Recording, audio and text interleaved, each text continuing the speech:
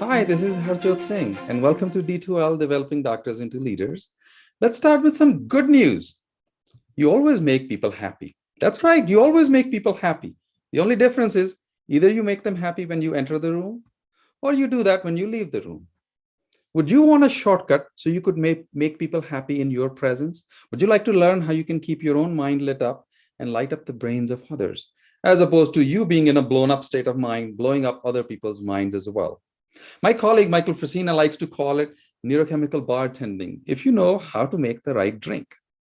What you should understand at this moment is we're approaching effective leadership from a science-based approach rather than leadership that's just soft and fuzzy or sounds like some kind of inspirational TED talk or a podcast that doesn't give any specific action items. You're going to get concrete data with an insight into hardware operating systems for yourself and your team members. And it comes with instructions on how to manage that operating system. And as you apply these instructions, you're being provided a systematic evidence-based approach to leadership effectiveness to drive performance within a framework.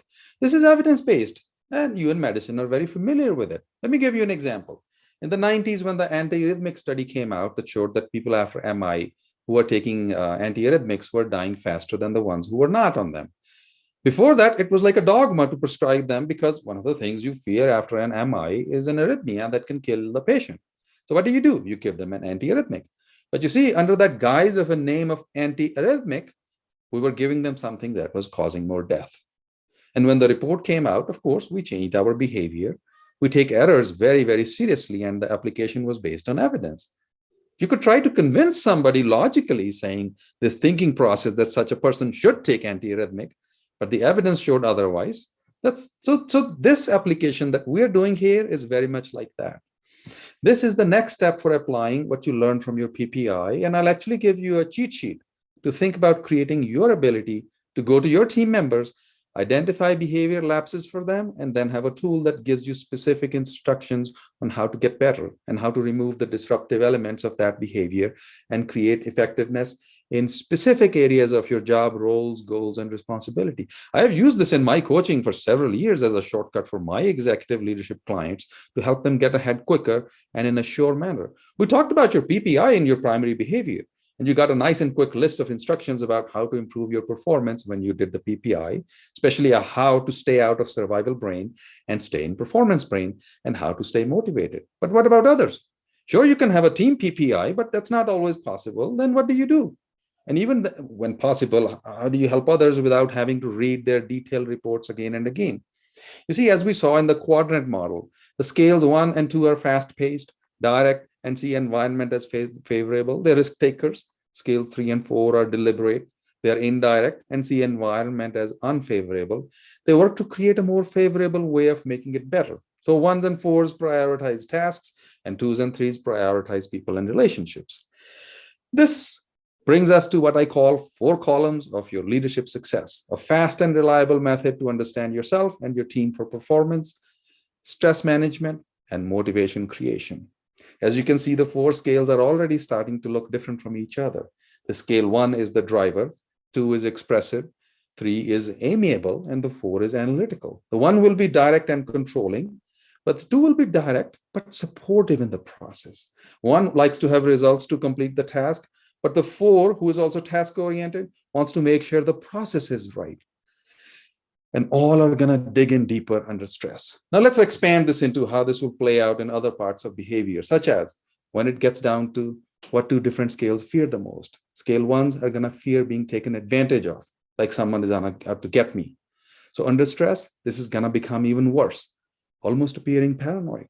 Scale 2 wants social recognition, and if they don't get it, they're going to be unhappy and anxious. Why I didn't get it? Almost as if let's say they get a new shirt and nobody complimented, they're going to be unhappy. Scale 3 is afraid of sudden changes and instability. So they like the peace, continuity, steadiness. And scale 4 is afraid of being criticized. Scale 3s are very sensitive to how they affect other people. They have this internal driver of everybody getting along. They're very service oriented. They make sure everybody has coffee and chocolate and cookies at the meetings. They're very great to invite to a party because they'll go around and pick up everybody's plates and cups and start picking up the trash for the host or the hostess, even when it's not their own home or if it's a work site function somewhere. So because of that, But here's a liability. They fear direct communication. They fear saying things directly that they think could hurt someone else's feelings. So when a 3 is talking to a scale one who values directness, they're going to be direct in their communication. So one of the things, 3 is talking to them and is asked to share in something about one's behavior on an error that was made in the spreadsheet, something related to technical work. They're approaching them with the people focus, relationship focus, share information in a way that doesn't hurt the feelings. While scale one doesn't care about feelings. They don't get their feelings hurt easily. So they'll be very direct with others and not care about whether they're hurting the feelings of somebody else.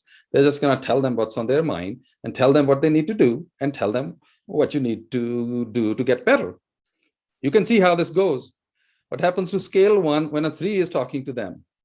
They're not aware that they're trying to be sensitive to their feelings. They think the conversation is going vague, it's sounding fuzzy. Sometimes it sounds emotional, doesn't appear factual. And that starts to trigger the survival brain fear dynamic of the scale one. And their fear is, are they trying to get something out of me? Are they trying to take advantage of me? They're not being direct in this conversation. So what does that do to the scale one is now they'll become even more direct. And of course, the 3 feels like they have created conflict. So you see, because 3s and 4s tend to be conflict avoiders, or when it shows up, become passive. They may be boiling underneath the outward calm demeanor, maybe just passing comments here and there that create an atmosphere of more mistrust. You can see how this whole thing can go in a downward spiral of negativity because of lack of effective communication and eventually really break down a relationship because of misunderstanding of what each one is trying to do within their own behavior pattern. You see, let's look at how everyone feels safe. 1, with control. 2, when they have others' approval, when they get to be playful. 3, safety in the cooperation, how we all come together. 4, are we thorough or not? Did we prepare and check and, cross the T's and dotted the I's? Let's take example of what people think of meetings. What gets done during the meetings? The whole theme around productivity is where 1s and 4s start sort of getting upset and frustrated, looking at their watches when 2s and 3s are talking about their children, talking about the party on the weekend. But what they're missing is that these 2 are meeting their social needs. That's where 1s and 4s are like, we should have 20-minute meetings. Why are we even having a meeting? Without realizing that there's more than one purpose of the meeting.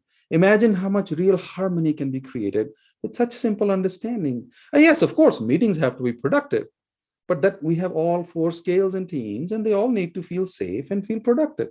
And that's where the flexing that we were talking about has to come into play, because you need all 4 in your team. So how do they measure their own and other people's worth is also very, very different. So 1 is going to see others only in terms of quantity, tracking record. So what did you do? That sort of thing. Did you do it? Let's do it again. We'll make mistakes. No big deal. We'll do it all over again. So as far as you can see how 3s and 4s are getting irritated over this kind of behavior.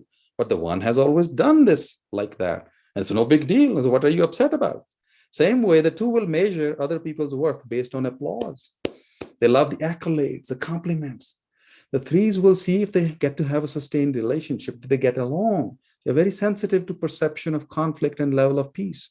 And did someone bring peace or conflict, agreement or disagreement?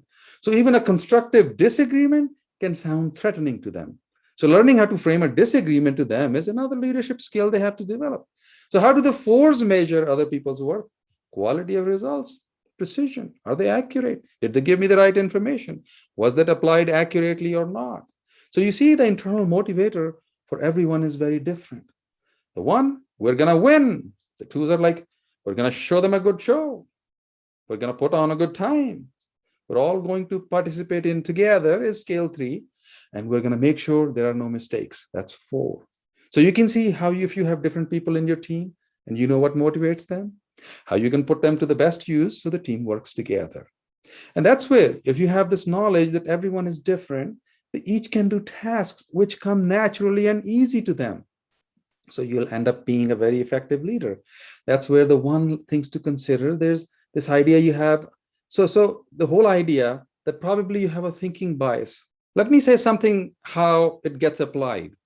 That along with these behavior patterns and the biases that go along with the behavior patterns, there are also thinking biases and thinking patterns that go along with the 4 primary behavior scales. Mainly, let's look at it. We appreciate other people who behave like us. Let's say you're interviewing somebody for a vacancy, and of course, all the resumes look nearly exactly the same on technical skill capacity. They all have the right degrees, right pedigree. A tendency is when we interview and we start to like someone because, he's like me, she's like me. So we get a bias about wanting to hire that person because we have a sense we're going to get along with them so well. And of course you do. The key is that you can overcome these biases in interviewing and hire people who have the same level of technical skill that you need, but bring a different mindset, a different behavior pattern for performance to your team. Because if you build a team that's too much alike in behavior, the use of their technical skills and the performance of their technical skills will be exactly the same. But you'll end up with performance gaps. A whole bunch of scale ones will sacrifice team cohesiveness, even quality. Likewise, if you're afraid of assertiveness and the boldness and the courage and have disregard for risk taking, if that scares you, you won't hire scale ones and bring them into your team. Then you're going to have organization that's getting along very well, has great ideas and creates great processes, but you don't execute. You don't ever do anything, or you execute too slowly. So you see, all scale 4 teams will write paper after paper about what's wrong and what needs to be done, but nothing gets done. Scale 2s will all constantly talk about 20,000 foot view descriptions and big visions, but nothing's getting done. So you see, that's where understanding the differences of others, particularly the ones who are farther away from you, because what you need is a feeling of creating a high performing team and being effective with behaviors within that high performing team. That's the objective.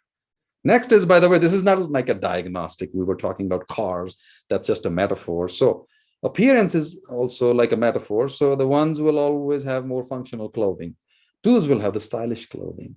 3s like casual clothes, comfortable, conforming clothes. They'll change their clothing if it's different in one work environment versus another, whereas the 4s will stick to more conservative clothes.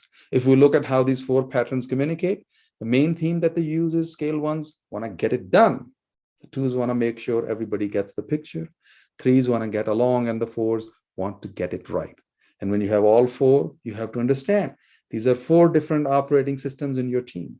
So if you have one system that was built for accounting, other was built for social media, third was made for something else. So you have to understand, if you just continue using one mode of communication, even, you're ignoring 75% of your team. How will you ever have an effective team? How will you ever become an effective leader if you ignore the 75% of the people in your team? That doesn't work in a workplace. So knowing these behavior patterns for yourself and other team members helps you keep everyone in their performance brain for growth, development, and achievement versus survival brain and threat management all the time. You create psychological safety in the service of results. Imagine if you could, you're in a meeting and all of a sudden you start to go into one of your fearful or frustrated brain thinking.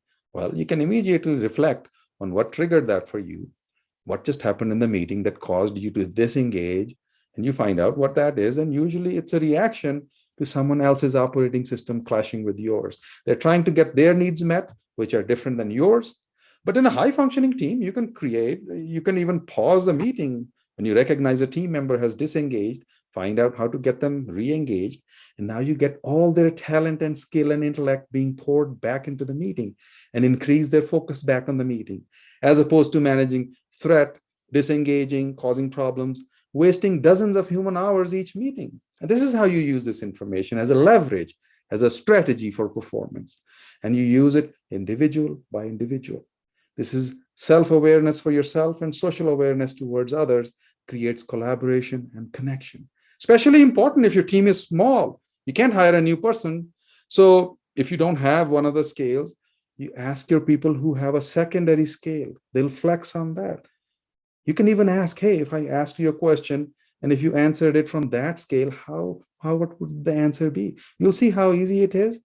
If they're relaxed, if they trust you, if they're under no threat, they will give you the answer, and it'll make your team more effective.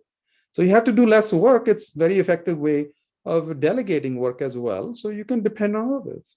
So a quick summary. The data that you get from PPI creates effective leadership by helping you keep you and others in the performance brain by understanding, becoming self-aware, collaborating, and connecting. You treat others how they want to be treated. You light up their brains, and it prevents you from blowing up their brains. Like African proverb goes, if you want to go fast, go alone. And if you're going to go far, go together. That's how it applies to your life and work. So that's all, and I'll see you in the training.